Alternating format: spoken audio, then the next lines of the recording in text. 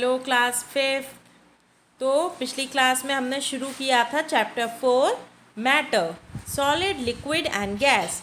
इसमें हमने मैटर के बारे में पढ़ा था। उसके बाद हमने प्रॉपर्टीज़ पढ़ी थी मॉलिक्यूल्स की, सॉलिड्स के बारे में पढ़ा था, लिक्विड्स के बारे में पढ़ा था, गैसेस के बारे में पढ़ा था। अगर किसी ने पुराने वीडियोस नहीं देखे हैं तो प्लेलिस्ट में जाकर हमारे चैनल पर सारी वीडियोस देख लीजिएगा, तभी आपको यहाँ से वीडियो समझ में आएगी। आज हम लोग करेंगे solutions. It is on page number 36 of your science book. तो सॉल्यूशंस क्या होते हैं?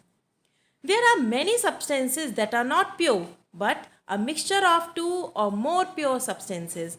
तो बहुत सारे ऐसे सब्सटेंसेज होते हैं जो प्योर नहीं होते हैं, वो कई सारे मिक्सचर्स को मिक्स करके बनाए जाते हैं। ठीक है, तो क्या होते हैं एक्चुअली, हम उसे क्या बोल सकते हैं? मिक्सचर बोल सकते हैं। बहुत सारी चीज़ों को मिक्स करके उसको बनाते हैं। A solution is a mixture in which the components are spread uniformly. तो जो सॉल्यूशन होता है उसके अंदर जितने भी कंपोनेंट्स होते हैं वो यूनिफॉर्मली मिक्सड होते हैं, अच्छे से मिक्स हो जाते हैं। ओके, उनको अलग नहीं कर सकते हैं आप। There are various types of solutions. Here we will discuss only liquid solution. तो बहुत टाइप के सॉल्यूशंस होते हैं।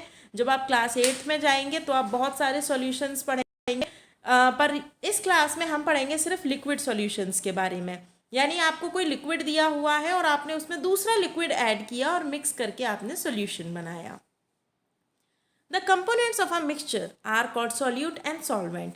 तो किसी भी मिक्सचर में दो चीज़ें होती हैं, एक होता है सॉल्यूट और दूसरा होता है सॉल्वेंट। तो देखते हैं ये होता क्या है। In liquid solutions the component that dissolves is called a solute. तो आपने एक चीज़ ली, आपने समझ लीजिए वाटर लिया एक ग्लास में। अब वाटर के अंदर आपने लेमन जूस ऐड किया, तो जो लेमन जूस है वो हो गया आपका सॉल्यूट। यानी कि लेमन जूस को आप उसके अंदर घोल रहे हो ना, आप उसको डिजॉल्व कर रहे हो, तो हो गया आपका सॉल्यूट। और आप उस लेमन जूस को किसके अंदर घोल रहे हो? पानी के अंदर, वाटर के अंदर। तो वाटर हो गया आपका solvent. The liquid in which the solute dissolves is called the solvent. If we add a spoon of salt we get a salt water solution. तो आप मुझे ये बताइए, आपने पानी लिया थोड़ा सा, उसके अंदर सॉल्ट घोल दिया, सॉल्ट को अच्छे से डिजॉल्व कर दिया, तो आपके पास कैसा सॉल्यूशन आया? आपके पास सॉल्यूशन आया सॉल्ट वाटर सॉल्यूशन। आप उसे क्या बोलोगे? Salt water solution.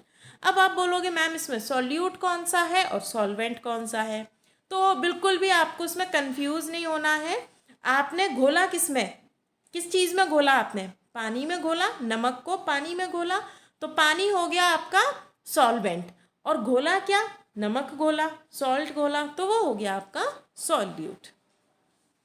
There are many substances that can dissolve in water, that is why water is called a universal solvent. तो वाटर को हम बोलते हैं यूनिवर्सल सॉल्वेंट। यूनिवर्सल सॉल्वेंट हम क्यों बोलते हैं वाटर को? क्योंकि वाटर के अंदर आप बहुत सारी चीज़ों को डिजॉल्व कर सकते हो। ठीक है, अब जो भी हमने डिस्कस किया है वो आपको इस एक्टिविटी से ज़्यादा अच्छे से समझ में आएगा। ओके, तो चलिए मैं बैक कैमरा ऑन करूँगी और आपको दिखाऊंगी कि किस तरीके से आप इस एक्टिविटी को कर सकते हो। तो देखिए हम लोग इस एक्टिविटी को कैरी आउट करते हैं, देखते हैं क्या करना है इसमें। Take 2 transparent glasses. तो देखो हमने 2 ट्रांसपेरेंट ग्लासेस ले लिए, आपके सामने दिख रहे हैं आपको। Fill them with water. आपका टाइम वेस्ट ना हो इसलिए हमने पानी भी पहले से भर के रख लिया। देखिए इसमें आपको पानी दिखेगा, वाटर दिख रहा है आपको। Mark the level of water in both the glasses. अब आपको क्या करना है, इसके अंदर मार्क कर देना है। देखिए हमने मार्क कर दिया इस तरीके से। अब आपको पता है कि इसके अंदर यहाँ तक वाटर है और इसके अंदर यहाँ तक है। अब add 4 spoons of salt in one of the glass. तो देखिए हमें सॉल्ट भी मिल गया और देखिए हम 4 चम्मच सॉल्ट इसमें डालेंगे। तो डाल दीजिए, सॉल्ट डाल दिया। देखिए ये बिल्कुल सॉल्ट है, दिख रहा होगा आपको। ये देखिए, अब आप इसे मिक्स कर देंगे। ओके, चलिए अब नेक्स्ट करिएगा। Salt dissolves and sorry add 4 spoons of sand in the other and stir the both the solutions. तो देखिए हमने दूसरे में सॉल्ट डाल दिया, डाल दीजिए सॉल्ट, सैंड सॉरी सैंड डाल दीजिए इसमें। ओके, अब हम इनको स्टिर करेंगे अच्छे से। तो देखिए हमने दोनों ग्लासेस में, एक में हमने सॉल्ट मिक्स कर लिया, देखिए पूरी तरीके से सॉल्ट मिक्स हो गया, दिख तो नहीं रहा ना आपको सॉल्ट अलग से। दूसरा इसमें देखिए, इसमें आपको यहाँ पर देखिए मड है, ये जो मड है सैंड है, ये देखिए ये नीचे सेटल डाउन हो गई। तो देखते हैं इसमें इसने जो एक्टिविटी हमसे करवाई वो क्यों करवाई, चलिए। Sand sinks to the bottom, in this case salt water is a solution. तो देखिए यहाँ पर जो सॉल्ट था वो वाटर में अच्छे से मिक्स हो गया, तो इसको हम क्या बोलेंगे, solution. Where is sand water is not a solution, जबकि सैंड देखिए यहाँ पर आपको दिख रही है अच्छे से, ये देखिए सैंड आपको बिल्कुल नीचे दिख रही है, ये सेटल हो गई, ये पूरी तरीके से वाटर में मिक्स नहीं हुई। जब ये पूरी तरीके से वाटर में मिक्स नहीं हुई तो हम इसको सॉल्यूशन नहीं बोलेंगे। तो अब देखिए एक और चीज़ थी जो हमने ऊपर रीड करी थी, वो थी सॉल्वेंट और सॉल्यूट। तो देखिए अगर हम इसकी बात करेंगे, इसकी जिसमें हमने वाटर में सॉल्ट ऐड किया था, तो जो हमारा वाटर हो गया वो हो गया सॉल्वेंट, और हमने ऐड क्या किया था, सॉल्ट, तो हमारा जो सॉल्ट था वो हो गया सॉल्यूट। ओके, ये तो सॉल्यूशन है ही नहीं, इसीलिए इसमें कोई सॉल्यूट और कोई सॉल्वेंट नहीं होगा। सॉल्यूशन हमारा ये है क्योंकि ये यूनिफॉर्मली मिक्स हो गया है। अब हम आगे करें। In the above activity salt gets dissolved in water and forms a solution. The salt molecules occupy the empty spaces between the water molecules. So, we do not observe any increase in volume. आपने देखा होगा कि जो पानी था उस glass में वो उतना ही रहा, ज़्यादा नहीं बढ़ा, क्योंकि जो वाटर के अंदर वाटर के मॉलिक्यूल्स हमने पढ़े थे ना, देखिए पुरानी क्लास में हमने पढ़े थे, मैं आपको एक बार और दिखाती हूँ पीछे करके, ये देखिए लिक्विड के अंदर देखिए, जब ये लिक्विड है तो ये मॉलिक्यूल्स के बीच में स्पेस नज़र आ रहा है आपको, तो ये जो स्पेस है, जो हमारा सॉल्ट था जो हमने घोला उसके अंदर डिसॉल्व किया, वो इन स्पेसेस में जाकर सेटल हो गया।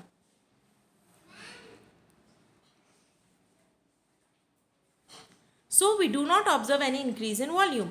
On the other hand, sand does not dissolve in water. This causes an increase in volume. जबकि जो हमारा सैंड वाला ग्लास था उसमें वाटर थोड़ा सा बढ़ गया था। ऐसा क्यों हुआ था, क्योंकि जो सैंड थी वो पूरी तरीके से डिसॉल्व नहीं हुई थी वाटर में। अब हम पढ़ते हैं सैचुरेटेड सॉल्यूशन के बारे में।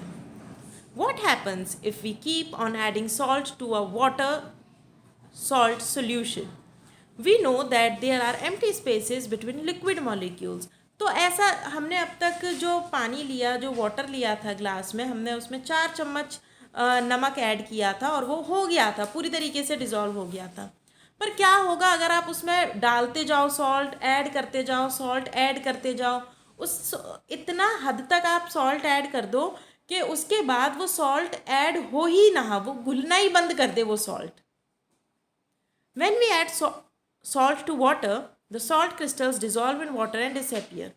This is because the salt molecules occupy the empty spaces between the water molecules. This continues for some time. आप 4 चम्मच सॉल्ट ऐड करोगे, घोलोगे, घुल जाएगा, डिसॉल्व हो जाएगा, फिर 2 चम्मच और करोगे, हो सकता है वो भी डिसॉल्व हो जाए, उसके अलावा भी शायद आप 4-5 चम्मच और ऐड कर दो तो सॉल्ट डिसॉल्व हो जाए। पर एक कंडीशन ऐसी आएगी जब सॉल्ट डिसॉल्व नहीं होगा। When all the empty spaces between water molecules have been filled up, the salt crystals stop dissolving in water. तो चलिए दोबारा से हम पिछले पेज पर चलते हैं। ये देखिए लिक्विड के अंदर स्पेसेस थे, ये जो मॉलिक्यूल थे इनके बीच में स्पेसेस थे। अब ये स्पेसेस भर गए, आपने इतना सॉल्ट ऐड कर दिया कि ये सारे स्पेस भर गए। जब ये सारे स्पेस भर जाएंगे तो इसके बाद सॉल्ट ऐड नहीं हो पाएगा वाटर में। This is because there are no empty spaces left for the salt molecules to occupy. When a solution cannot dissolve any more of the solute, it is called a saturated solution. और जब solution के अंदर ऐसी condition आ जाएगी जब आप और ज़्यादा उसके अंदर सॉल्ट ऐड नहीं कर सकते हो, सॉल्यूट ऐड नहीं कर सकते हो, तो उस सॉल्यूशन को हम बोलते हैं सैचुरेटेड सॉल्यूशन। अब हम पढ़ते हैं types of solutions. We have till now studied liquid-solid solutions. Let us now study about liquid-liquid and liquid-gas solutions. तो देखो अब तक हमने क्या किया था, एक चीज़ आपकी लिक्विड थी, एक चीज़ आपकी सॉलिड थी। जब हमने वाटर के अंदर सॉल्ट ऐड किया था तो वाटर हो गया आपका लिक्विड और सॉल्ट हो गया सॉलिड। इसके अलावा जब हमने वाटर के अंदर सैंड डिज़ोल्व की थी तो भी आपने देखा था वो घुली तो नहीं थी अच्छे से, पर हमने ऐड की थी तो भी हमने एक लिक्विड और एक सॉलिड की बात की थी। अब हम बात करेंगे जब दोनों ही चीज़ें लिक्विड हों और उसके बाद जब एक चीज़ लिक्विड हो और एक चीज़ गैस हो।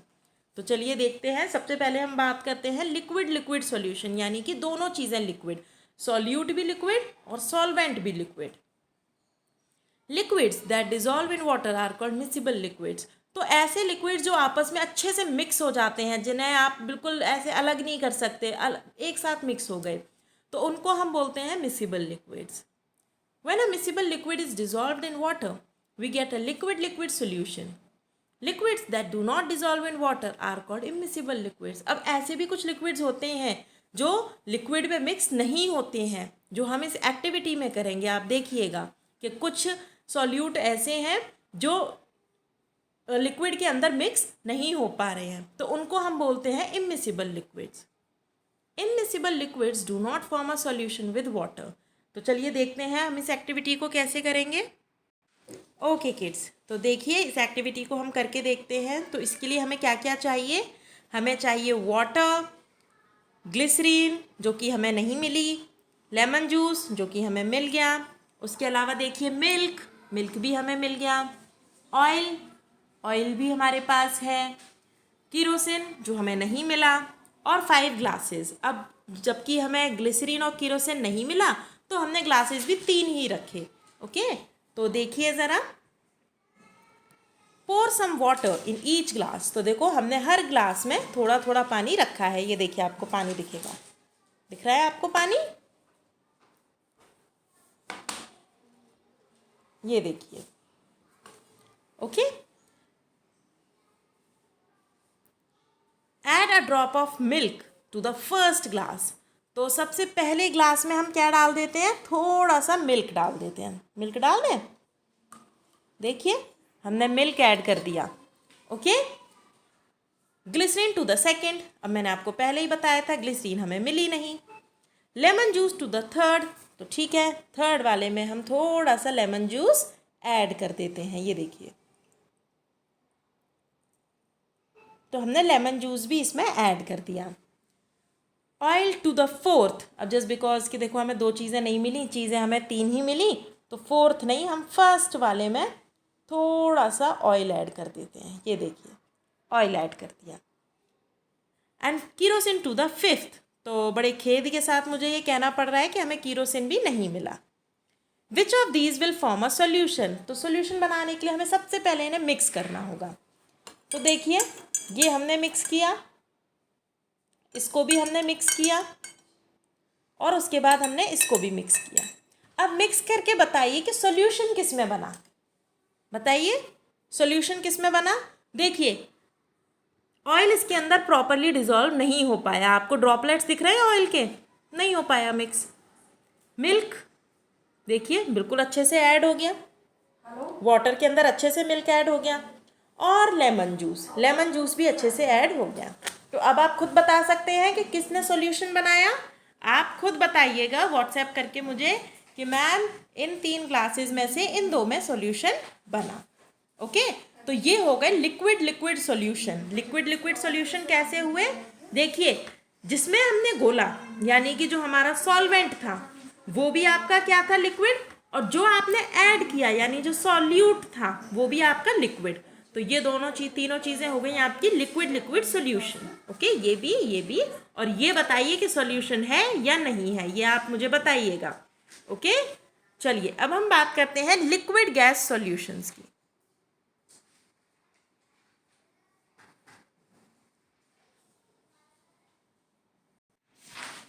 Okay, now liquid gas solution. What happens when you boil water? When we boil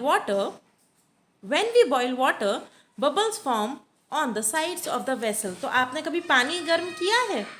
पानी गर्म करके देखिएगा। जब आप पानी गर्म करेंगे तो जो वेसल होता है, जिस भी बाउल में या जिस भी पैन में आप वाटर बॉईल करेंगे, साइड से ना उसमें बबल्स आने लग जाते हैं।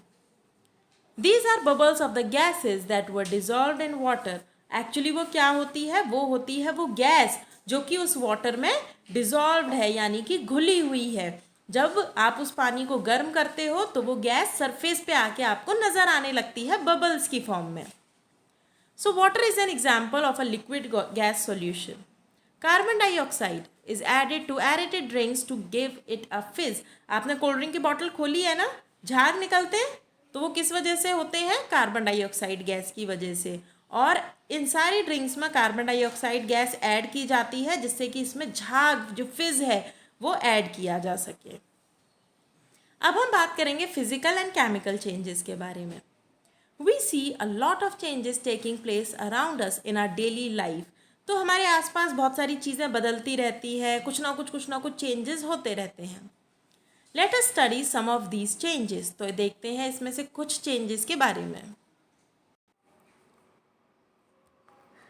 थिंग्स रिक्वायर्ड, तो ये एक छोटी सी एक्टिविटी है जिसे हम ऐसे ही डिस्कस करेंगे। ओके, हमें चाहिए a sheet of newspaper, salt, rice grains and ice cubes.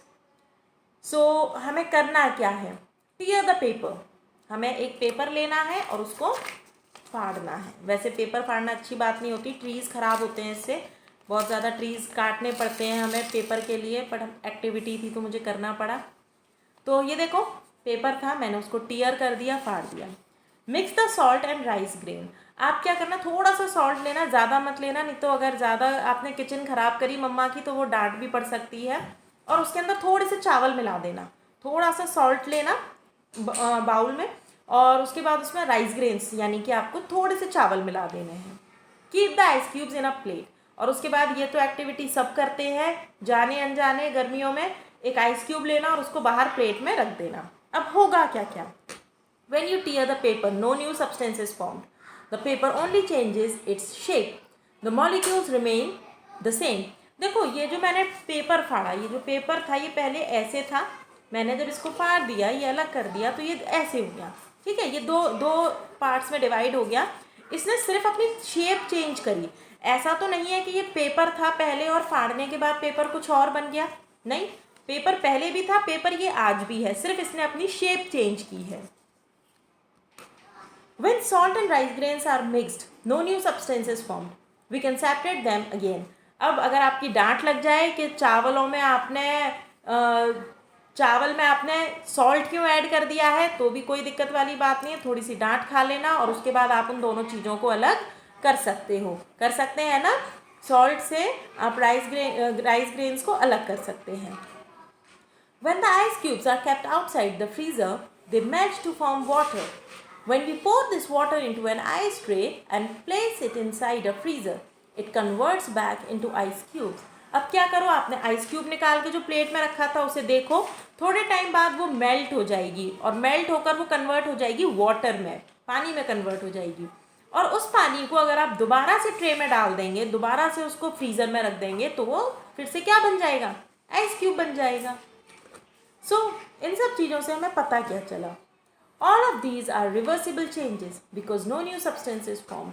ऐसा हमें क्या पता चला इन एक्टिविटीज़ से, हमें ये पता चला कि ये सारे चेंजेस रिवर्सिबल चेंजेस हैं और इसके अंदर कोई अलग से सब्सटेंस नहीं बनता है, ये सेम सब्सटेंस होते हैं, बस अपनी शेप चेंज कर लेते हैं, अपनी जगह चेंज कर लेते हैं, और जब हम उनको सेपरेट करें या उसको दोबारा से फ्रिज में रख दें तो वो अपनी पहले वाली शेप को दोबारा से रीगेन कर लेते हैं।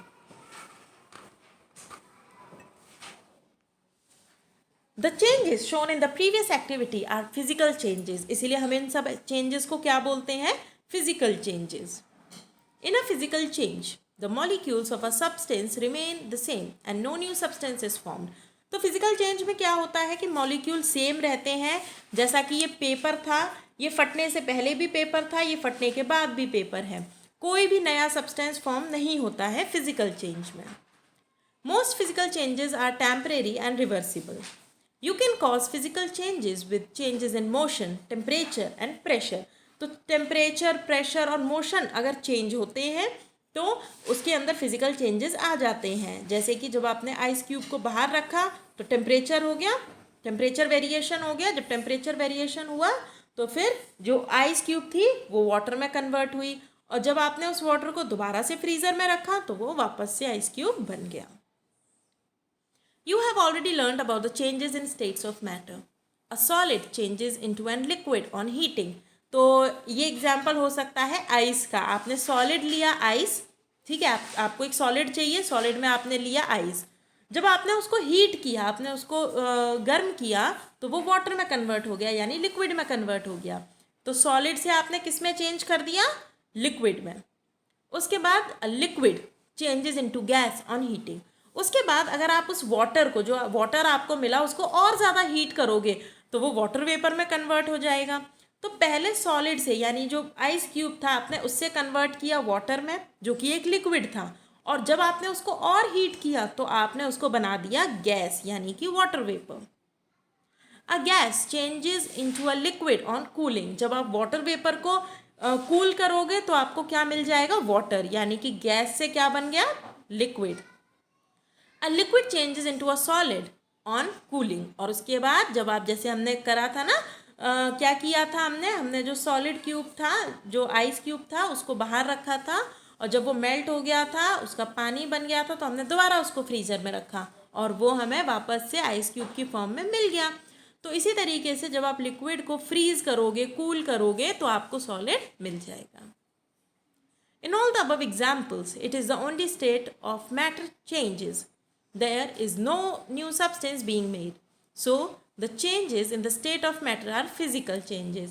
तो ये जितने भी चेंजेस हमने पढ़े, ये मैटर चेंज हुए, यानी सॉलिड से लिक्विड बना, लिक्विड से गैस बना, गैस से दोबारा लिक्विड बना, लिक्विड से फिर से सॉलिड बना। कंपोजिशन चेंज नहीं हुआ, वो सब्सटेंस चेंज नहीं हुआ। इसीलिए इन सारे चेंजेस को हम क्या बोलते हैं? Physical change. अब एक और एक्टिविटी है, ये एक्टिविटी बिल्कुल भी आप मत करके देखिएगा, इस एक्टिविटी को सिर्फ हम करके दिखाएंगे और आपको इसको नोटिस करना है। तो देखिए, थिंग्स रिक्वायर्ड, हमें क्या क्या चाहिए? A match box, a piece of paper and a candle. तो हमने ले लिया है, देखिए यहाँ पर, देखिए हमने मैच बॉक्स ले ली, हमने कैंडल भी लाइट कर ली है, और इसके अलावा हमारे पास ये पीस भी है, देखिए पेपर का पीस भी है हमारे पास। नाउ लाइट द कैंडल, हमने लाइट कर लिया, कैंडल को जला लिया है हमने, कैंडल को, तो हमने इसको लाइट कर लिया है। अब हमें जो पेपर का पीस है इसको बर्न करना है, इसको जलाना है। तो देखिए मैम जला कर दिखाएंगे इसे, ये देखिए ये जल गया ना। Does the paper remains the same. अब हम इसको बुझा कर दिखाते हैं आपको पेपर को। ये देखिए, क्या ये जो पेपर है, जला हुआ पेपर है, क्या ये पहले जैसा है? बिल्कुल नहीं है, क्योंकि पहला पेपर तो ये था। और अब देखिए, क्या ये सेम है? इनको देख के आपको पता लग रहा है क्या ये सेम है? ये बिल्कुल भी सेम नहीं है। ओके, तो देखते हैं हमने इस एक्टिविटी से क्या सीखा। Observation, when the paper is burned a new substance is formed. तो हमने देखा था ना उसमें कि एक नया सब्सटेंस बना। The molecules of ash are different from the molecules of paper. तो देखो, जो पेपर था पहले, उसके मॉलिक्यूल्स अलग थे, और जब वो पेपर जल गया तो उसके मॉलिक्यूल्स अलग हो गए। Ash cannot be changed back into the paper. जो ऐश बना, जो जल के जो पेपर राख बनी थी, आपने देखा था ना, वो जला हुआ जो पेपर था, क्या वो दोबारा से पेपर बन सकता है प्रॉपर? नहीं बन सकता। Burning of paper also gives out smoke. इसके अलावा जब वो जलता है तो उसमें से धुआं भी निकला था। Conclusion, burning of paper produces a new substance. It is an irreversible process. क्योंकि आप दोबारा से जले हुए पेपर से पेपर नहीं बना सकते, इसीलिए इस टाइप के प्रोसेस को, इस टाइप के चेंजेस को हम बोलते हैं इरिवर्सिबल, यानी कि जिन्हें पहले जैसा नहीं किया जा सकता। The change shown in the above activity is a chemical change. In a chemical change, the molecules of a substance change and a new substance is formed. तो जो ये वाला हमने एक्टिविटी की, ये एक केमिकल चेंज था, और केमिकल चेंज में नया सब्सटेंस बनता है और पुराने मॉलिक्यूल्स नए मॉलिक्यूल्स में कन्वर्ट होते हैं। Chemical changes are permanent and irreversible. Now we have completed with this chapter. You can do these word bank in your notebook. आप ये एक्सरसाइज भी फिल करने की कोशिश करिएगा। अगर कोई डाउट हो तो व्हाट्सएप पर आप अपना डाउट क्लियर कर सकते हैं। In the next class, we will discuss about the question answers of this chapter. Till then, bye.